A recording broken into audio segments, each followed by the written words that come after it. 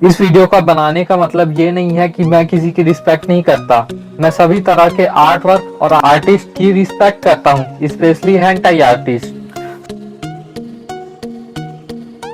Solo leveling. Solo leveling एक Korean manga है या मानवा है। सोलो लिवनिंग एक ऑनगोइंग मांगा है जिसके अभी तक 127 चैप्टर्स आए हैं। इसकी स्टोरी फोकस करती है इसके मेन कैरेक्टर पर, जिसका नाम संग जिनवू है, also known as world's weakest hunter, जो बहुत ज्यादा कड़ी मेहनत करता है जिससे वो अपने और अपने परिवार का ध्यान रख सके और अपनी बीमार माँ के बिल्स को पे कर सके और अपनी सिस्टर की कॉलेज की फीस को पे कर सके। इसकी स्टोरी अपसाइड डाउन हो जाती है जब जिनवू और उसकी रेड करने वाली टीम एक डबल लेयर डंजन के अंदर चले जाती है, जहां एक लड़ाई होती है जिसमें से जिनवू और उसके 4 साथी ही वहां से भागने में कामयाब हो जाते हैं और जिनवू को जीने का एक और मौका मिल जाता है। इसकी स्टोरी और भी डेवलप हो जाती है जब जिनवू द सिस्टम और अपने क्वेस्ट को समझने लगता है। जैसे जैसे टाइम बीतता है, जिनवू द सिस्टम के बनाए हुए स्पेशल डंजन में फाइट करके और भी ज्यादा एक्सपीरियंस हासिल करता है। थोड़े बहुत एक्सपीरियंस हासिल करने के बाद जिनवू डिसाइड करता है कि वो एक रियल रेड टीम को ज्वाइन करेगा जिसका लीडर होंग होता है।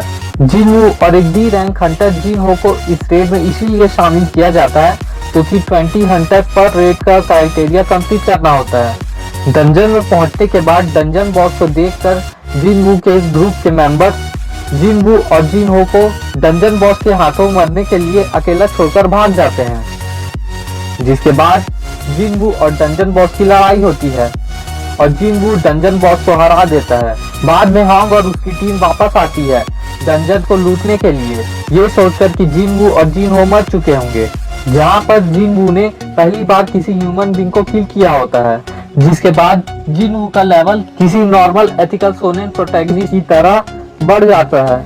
जैसे जैसे स्टोरी आगे बढ़ती जाती है, जिनवू अपनी क्वेस्ट को पूरा करता जाता है और वर्ल्ड का ग्रेटेस्ट हंटर बन जाता है।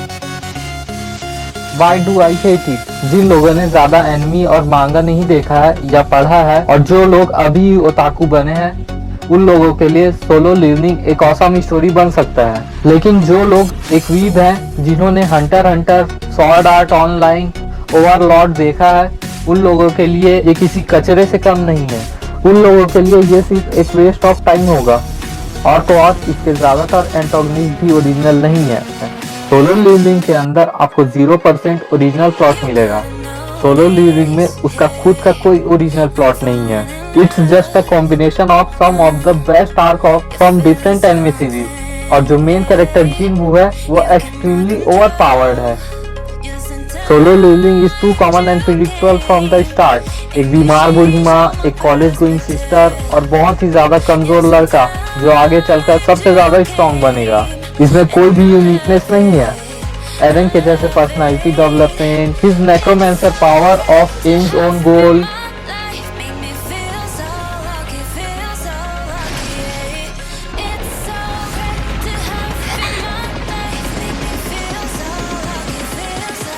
और तो और इसकी ट्रेनिंग शेड्यूल भी एग्जैक्टली सेम है सैतामे की तरह।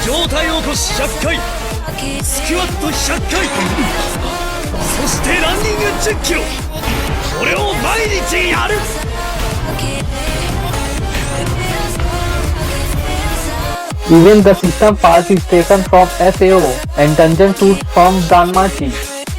और जब मैंने इसे देखा तो मुझे ये कचरे को देख रहा हूँ ऐसा फील हुआ। The Solo Leveling is nothing but a collage of different enemy series। इसके एनिमी अडॉप्टेशन में कुछ ऑसम फाइट सीन हो सकते हैं, लेकिन इसका प्लॉट दूसरे एनिमी को मिलाकर बनाया हुआ एक खिचड़ी है।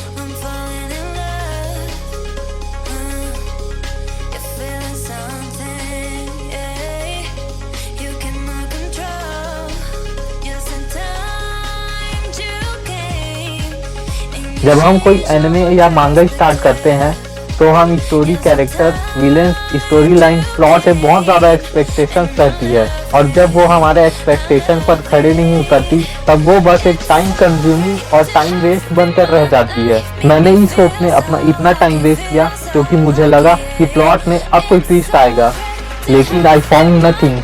इस बात को समझने की जरूरत है कि एनिमे और मांगा सिर्फ फाइट सीन के ऊपर डिपेंड नहीं रहते। इसका एक अच्छा एग्जांपल डीमन स्लेयर है। जिसमें ऑसम फाइट के साथ प्लॉट और कैरेक्टर्स को देखने में भी मजा आता है। अगर फाइट ही देखना होता तो मैं यूएफसी ही देख लेता। Solo leveling is just a nightmare for veteran read. ये सीरीज अपने प्लॉट प्रोग्रेस के साथ अपने लेवल को डाउन करते जाती है। टू बी ऑनेस्ट, हंटर का पूरा काइमेरा एंड आर्क कॉपी और पेस्ट कर दिया गया है।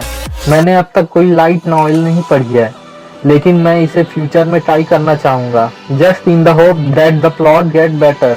लेकिन अभी के लिए मेरा एक्सपीरियंस इस मांगा के साथ खराब रहा है। तो अब बात करते हैं एनिमी ऑफ सोलो लेवलिंग। क्या इसका एनिमी बनना चाहिए या नहीं? सोलो लेवलिंग की प्लस पॉइंट यही है कि इसकी कोई जरूरत ही नहीं है कि इसका एनिमी बने। आप बस दूसरे एनिमी के स्पेसिफिक आर्क को देख लीजिए। The most uncommon form of the shonen series, death and reincarnation in the first episode.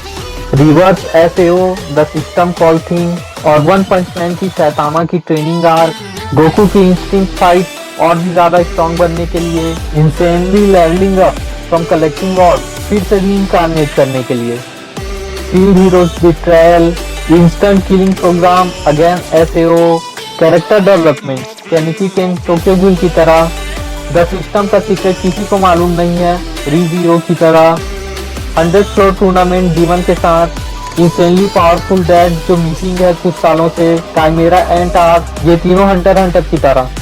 तो गाइस, यही है सोलो लेवलिंग का प्लॉट। आगे की प्लॉट के लिए अब बस यही बोला जा सकता है कि इसके 100% ओरिजिनल कॉन्टेंट को देखते हुए आगे भी ओरिजिनल प्लॉट दिखाया जाएगा। It might even consider bringing the red oppai dragon at this point.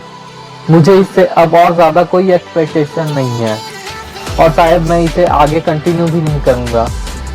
But अगर SAO की तरह ये मेन स्ट्रीम एनिमी सीरीज बन जाए, I guess solo leveling might also make it to the rank. If you feel like you can go check out the manga, link in the description. और आप अपनी राय इस series के बारे में मुझे कमेंट सेक्शन में बताएं। तो गाइस, ओवरऑल रिव्यू का समय आ चुका है और आप लोगों को अब तक मेरे ख्याल पता चल चुके होंगे इस मांगा को लेकर। इसके मेन कैरेक्टर को मैं 6 आउट ऑफ 10 दूंगा, प्लॉट को 4 आउट ऑफ 10, कैरेक्टर डेवलपमेंट को मैं 4 आउट ऑफ 10 दूंगा। Worth watching as a veteran no, लेकिन आप नूब या नॉर्मी हैं तो आप इसे देख सकते हैं। Best score 5 out of 10। अगर आप अब तक इस वीडियो को देख रहे हैं उसके लिए थैंक्स फॉर वॉचिंग। मिलते हैं नेक्स्ट वीडियो में, तब तक आप मेरी वीडियो को एंजॉय कीजिए। Bye guys.